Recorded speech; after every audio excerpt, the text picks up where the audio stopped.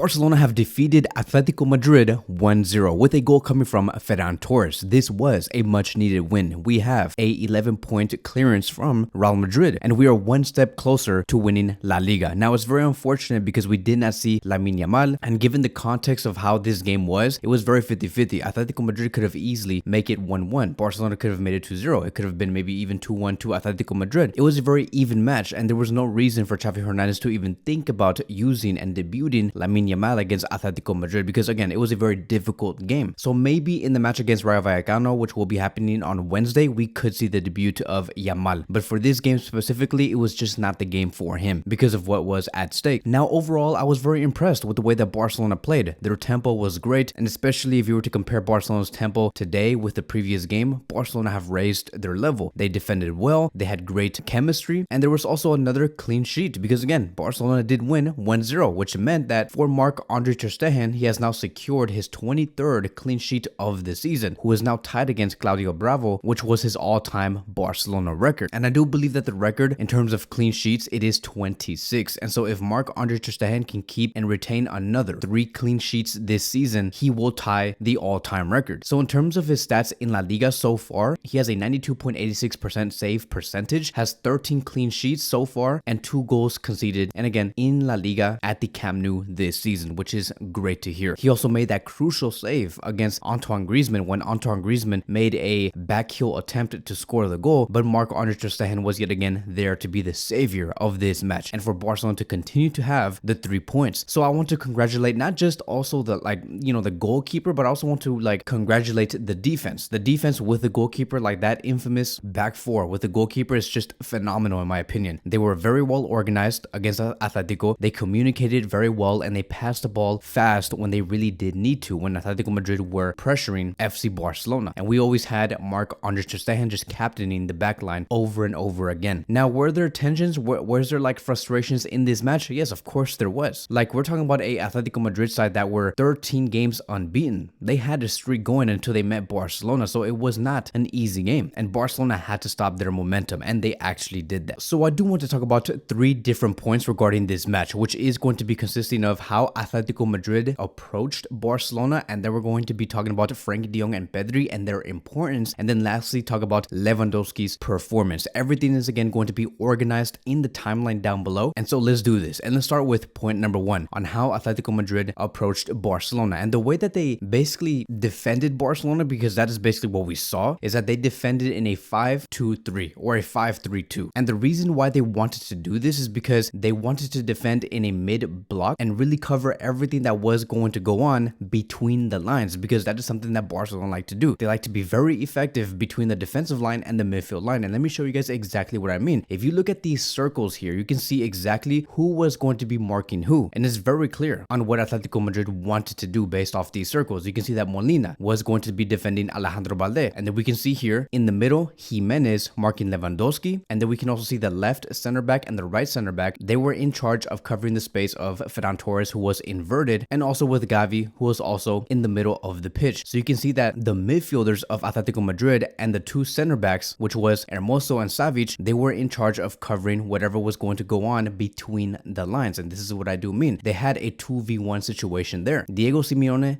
did not mind using an extra man to cover what Ferran Torres and Gavi were potentially going to do. And then you can see on the left side of Atletico Madrid, we had Carrasco versus Rafinha. And then as we go up the pitch, you can see that Frenkie de Jong was being marked by Correa, Sergio Busquets being marked by Antoine Griezmann, and then we had Lemar marking Jules Koundé. So all 10 players were used there to create a mid block and defend with basically 10 men. And Barcelona had a very tough time trying to get through that mid block because again, they used all of their players and they defended very well. I don't know if you guys have noticed, but Diego Simeone did not mind leaving Marcos Alonso and Araujo as open slots. They were not even defended at all. What Diego Simeone wanted was to use all of his players to defend Balde, Frenkie, Gavi, Ferran Torres, Lewandowski, Rafinha, Koundé, and Sergio Busquets. So they were very compact, and this was a very City type of game. And what do I mean by this? This is the type of game that Manchester City likes to be in. When they see a very compact, narrow defense, like what Atletico Madrid were doing, that is where they can really blossom on the wings. This is something that City have done against Liverpool. Liverpool approached City in a very compact way, and City were able to be very efficient on the wings with Grealish, Kyle Walker, and other players. And that is how City destroyed Liverpool. City ended up being very efficient. They were very precise on their passing and on their runs, and so they destroyed them. Barcelona were in the exact same situation, and they were basically almost playing against Liverpool. Now, the only thing though, right, the main difference is that Barcelona were not as efficient. They were not as precise on the wings like Man City were. Let's keep in mind that Man City have been building to be this type of team for the past 6 to 7 years. Barcelona have only been under this type of system for a year and a half, so let's give them time. So going back to this game, right, Atletico Madrid were waiting to go on the counter for Barcelona to lose the ball and to basically counter what Barcelona were leaving behind, which was either 2 or 3 defenders at the back. And that is why we always saw Atletico Madrid attack with 3 total players, which was Griezmann, Correa, and Lemar. But luckily for us, like I've said in the beginning of this video, Barcelona defended very well. We stood firm and we combated whatever Atletico Madrid were trying to do with their 3 attackers, which was again Correa, Griezmann, and Lemar. Barcelona were on point. Moving on towards point number 2, and that is the importance of Frenkie and Pedri. And let me tell you guys, when I saw Frenkie and Pedri on the field once more, I was so relieved because I saw a Barcelona that was much different compared to the one that we saw 4 to 5 games ago. Frenkie was phenomenal. He had a phenomenal game. He always and continues to retain the ball and take the ball out from the back and just become a very dangerous monster. In this game, Frenkie played a total of 78 minutes, had a 91% accurate pass rate. He took a total of 92 touches. He had a total of 5 passes into the final third, had a 100% accurate long ball distribution rate, and had 5 recoveries. He is one of the factors and one of the reasons why Atletico Madrid were losing the ball when they were trying to counterattack Barcelona, is because Frenkie was running back and trying to regain the ball and dispossess the ball away from Atletico Madrid. And he took responsibility as soon as he regained the ball to decide what to do next. He is a true, in my opinion and in my eyes, a true captain on the pitch because of what he does. As for Pedri, Pedri was again noticed, being one of the best footballers in that squad today. He is a player that shows he can receive, he can stop the play, he confuses the opposition by dribbling past a couple of players and always chooses to make the correct pass. This is a player that you need when it comes to Pedri, right? When you want to be on point in your last 1 to 2 passes in your attack. Like if you want to score a goal and you're looking for that final pass or that last to final pass, it is Pedri. Pedri is the one that can make those tough decisions. Like for example, look at this moment here. On the 62nd minute, you can see Rafinha receive the ball. Pedri is looking around to see what is going on around him. He's trying to analyze the situation. Pedri receives the ball from Rafinha and he can see that he is surrounded, but he does find an outlet. And in this sequence here, it is Gavi. Pedri places the ball to Gavi and puts Molina, who is the right back for Atletico Madrid, in a 2 versus 1 situation. Pedri has placed Molina to face Balde and Gavi because Gavi receives the ball, and this is exactly going back to what I did say previously. What City likes to do is to place one of the defenders in a 2 versus 1 situation, and in this situation here, it is Balde and Gavi versus Molina. Now, there are 2 reasons why this situation did not end up being a goal, because what Pedri did here was correct. He did his job, but again, it was coming down to 2 reasons on why this did not end up being a huge chance, or at the very least like a goal, right? It's because the movements of the players were so slow. Molina in this sequence did not want to commit to Gavi. He did not want to move forward and try to take the ball away from Gavi. He knew that it was a dumb thing to do, so he continued to back off and leave space for Gavi because Gavi was moving slow as he progressed the ball forward. And this is what allowed for DePaul to come into that space and cover for Molina, because Molina knew that, okay, if Gavi is going to be moving slow, I'll just let DePaul come in, cover for me, get Gavi, and then I'll go for Alejandro Balde. So it was smart on both sides. It was like a game of chess. So on Barcelona's part, it was a good idea because of Pedri, but bad execution because of Alejandro Balde and Gavi. And I think that they can build on top of this. I think that when Xavi Hernandez sees this video again, he'll see that, okay, we just need to move much faster with the ball, and especially when we are in a 2 versus 1 situation. Because if Gavi ran to Molina with the ball at a high speed, Molina probably would have committed, and that would have led towards Alejandro Balde being completely open and moving the ball after he receives from Gavi and go into the box and potentially even score a goal. So the play needed to go much faster. But the fact that we have a player that can see situations like this, that knows, okay, if I pass the ball to him, it could be an advantage to Barcelona, that is great news. Pedri is that player who can see things that many of us cannot see. So now moving on towards the last point, which will be point number 3, and that is going to be Lewandowski. Lewandowski, in my opinion, he is in bad form. Like the fact that we saw him not pass to Rafinha when Rafinha was wide open with no goalkeeper in the goal, it was so sad to see, because I felt like if Lewandowski was on his prime, he would have easily just passed that ball to Rafinha and it would have been 2-0. And then there were also times where Lewandowski was involved in a certain attacking play, but he was just too slow to react. And I don't think that this is a mentality issue, because I think that Lewandowski Lewandowski has the best mentality in this squad. I just feel like it's a physical factor, meaning that his body is just not up to the challenge. And what do I mean by this?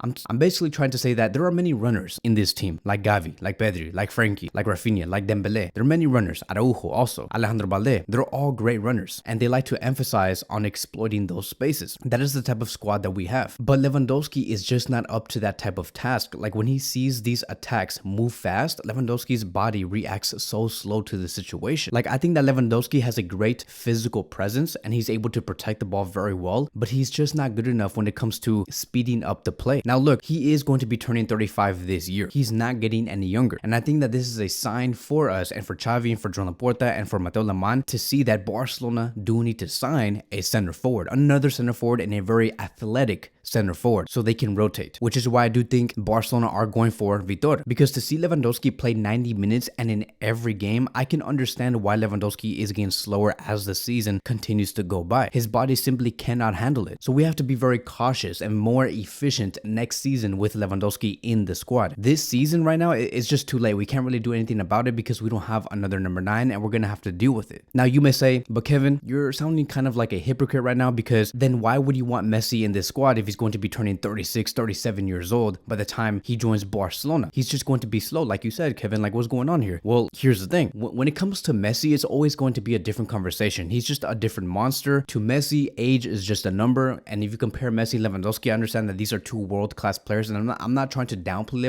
Lewandowski, but if you compare Messi and Lewandowski, it's like comparing a monster, which is Lewandowski, to a god, which is Messi. It's just a completely different level. Messi will do what he does best, even at the age of 38 to 39 years old. He'll continue to deliver. So going back to Lewandowski, I think that if he was faster in this match and he had more clarity on what he needed to do, it would have been an easy 3-0 win for Barcelona. But we had to suffer in the last 15 minutes because of Lewandowski's horrible decision making. But hopefully he does get better, and I hope that he does get better next season with players like Gundogan being in the squad, Messi also being in the squad, having Pedri 110% ready, Frenkie 110% ready, and we move on from there. But that is going to be the post-match review for this match. Thank you guys so much for watching, and I will see you guys in the next one.